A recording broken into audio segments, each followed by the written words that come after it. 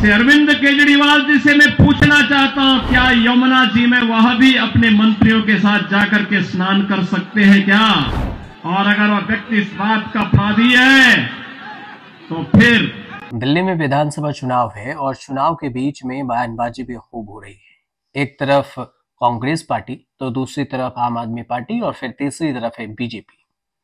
कांग्रेस से ज्यादा आक्रामक रवैये में बीजेपी अब दिल्ली के मैदान में उतरी है। बीजेपी सीधे तौर पर अरविंद केजरीवाल पर हमलावर है और कई सारे बयान भी दिए जा रहे हैं। अब इस बयान के बीच में दिल्ली की जो विधानसभा चुनाव है उसमें उत्तर प्रदेश के सीएम योगी आदित्यनाथ की एंट्री हुई है।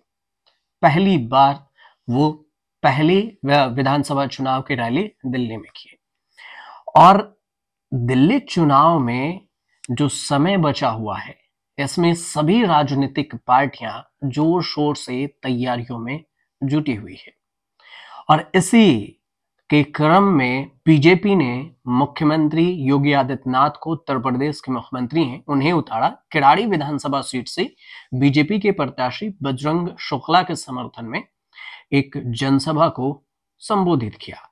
इस दौरान उन्होंने यूपी के प्रयागराज में हो रहे महाकुंभ का जिक्र, आम आदमी पार्टी के सरकार और फिर अरविंद केजरीवाल पर जमकर अटैक कर दिया।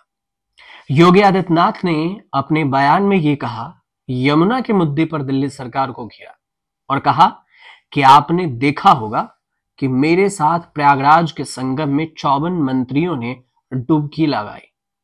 एक मुख्यमंत्री के तौर पर अगर मैं और मेरे मंत्री संगम में डुबकी लगा सकते हैं तो फिर मैं आम आदमी पार्टी के अध्यक्ष अरविंद केजरीवाल से ये पूछता हूं कि क्या वह भी यमुना में जाकर अपने मंत्रियों के साथ डुबकी लगा सकते हैं क्या?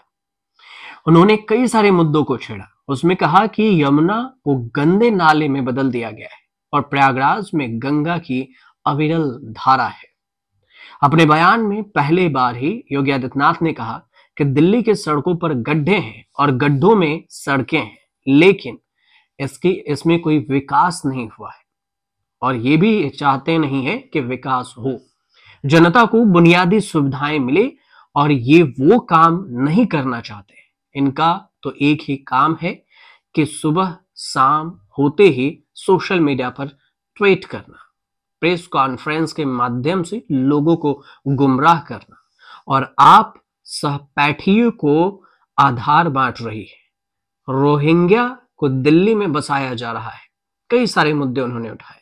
योगी आदित्यनाथ ने अपने बयान में यह भी कहा कि एनडीएमसी एरिया को हटा दिया जाए तो फिर क्या स्थिति है दिल्ली की। एक वक्त था सुविधा के लिए लोग दिल्ली आते थे, मेट्रो देखने के लिए दिल्ली आते थे, सड़कें देखने के लिए दिल्ली आते थे, स्वास्थ्य सेवाएं देखने के लिए दिल्ली आते थे। आज नोएडा की सड़कों को देखो, दिल्ली के कूड़े का ढेर लगा हुआ है और सीवर सड़कों पर बह रहे हैं, सीवर बह रहे हैं और हमारे वाहन को भी उसी सड़कों से आना पड़ा। दिल्ली में यमुना के स्थिति का खामियाजा मथुरा वृंदावन के लोगों को भी उठाना पड़ रहा है और यमुना के हालात खराब हो चुकी है। अब मॉडल के रूप में लोग उत्तर प्रदेश को देख रहे हैं। उन्होंने ओखला इलाके में उद्योग तो नहीं लगाए, लेकिन बांग्लादेशियों को बसाने का काम जरूर किया है अरविंद केजरीवाल ने। उन्होंने कहा कि आपने देखा कि 2020 में किस तरीके से सुनियोजित दिल्ली में दंगे कराए गए, आम आदमी पार्टी के पार्षद की किस तरह से भूमिका थी।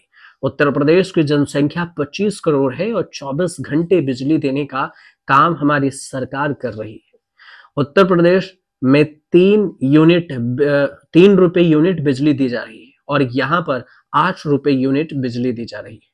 पंजाब की महिलाओं से 2000 रुपए देने का वादा किया गया था। आज वही महिलाएं अरविंद केजरीवाल के घर का घेराव कर रही हैं। जब वहां नहीं दिया तो यहाँ ये कैसे देंगे। मस्जिद के मौलाना को सैलरी देने का वादा करते हैं और फिर कभी मंदिर के विकास के लिए कभी सोचा। अगर देखना है तो काशी विश्वनाथ आकर अरविंद केजरीवाल देखें।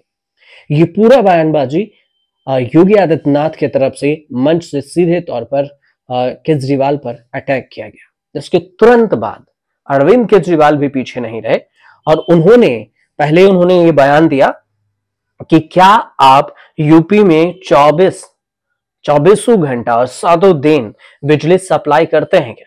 अरविंद केजरीवाल ने सीधे तौर पर पूछा कि योगी जी से ये पूछा जाए और ये जो झूठ के वादे करते हैं कि उत्तर प्रदेश में बिजली सप्लाई 24 घंटे हो रही है, वो ऐसा क्या हुआ क्या? 3 रुपए बिजली देने के बाद तो दूर, पहले आप बिजली सप्लाई तो करके दिखाइए और फिर दिल्ली के जो मॉडल है उसके तुलना आप यूपी से बाद में कीजिएगा। इसके बाद उन्होंने ये भी कहा कि योगी जी को एक काम करना चाहिए कि अमित शाह को गाइड करना चाहिए। अमित शाह को इसलिए गाइड करना चाहिए क्योंकि दिल्ली की कानून व्यवस्था पर अगर सवाल उठाए गए हैं तो मैं उनसे सहमत हूं कि दिल्ली में कानून व्यवस्था बहुत खराब है और कानून व्यवस्था अमित शाह के अंतर्गत आता है, कानून व्यवस्था दिल्ली सरकार के अंतर्गत नहीं आती है और इसी वजह से योगी आदित्यनाथ जी अगर गाइड करेंगे अमित शाह को तो बहुत बढ़िया होगा।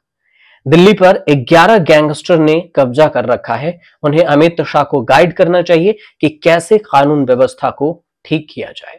दूसरी तरफ देखा जाए तो अरविंद केजरीवाल के बाद जो राज्यसभा सांसद हैं आपसे, उन्होंने कहा कि मोदी, अमित शाह, योगी, कई राज्यों के मुख्यमंत्री, पूरी बीजेपी अपार धन और गुंडागर्दी के बावजूद बीजेपी दिल्ली में पूरी तरह चुनाव हार रही है। बीजेपी का सफाया होने जा रहा है और दिल्ली में 60 से ज्यादा सीट आम आदमी पार्टी जीत रही है। ये राज्यसभा सांसद हैं संजय सिंह आपके, उनके तरफ से ये बयान दिया गया।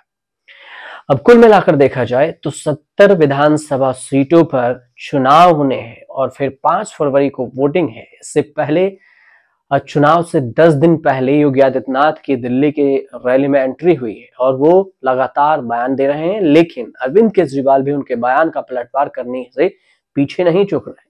हर दिन 2 से 2 प्रेस कॉन्फ्रेंस, 3 रैलियां हो रही है अरविंद केजरीवाल की और हर विधानसभा क्षेत्र को कवर करने की तैयारी है कि 70 विधानसभा सीटें कवर किया जा सके और जनता से सीधे मुलाकात हो ताकि तीसरी बार सत्ता में वापसी हो सके और दिल्ली के जनता में ये भरोसा जताया जा सके कि अरविंद केजरीवाल ही बेस्ट हैं, बाकी बीजेपी नहीं और ना ही कांग्रेस। लेकिन देखना दिलचस्प ये होगा कि 8 फरवरी को जब दिल्ली में जो विधानसभा चुनाव है उसके परिणाम आएंगे तो फिर जनता किसको चुनकर सत्ता की गद्दी पर बैठाती है। फिलहाल आपको ये अगर जानकारी सही लग रही हो तो चैनल को सब्सक्राइब कीजिए, शेयर कीजिए और कमेंट कीजिएगा।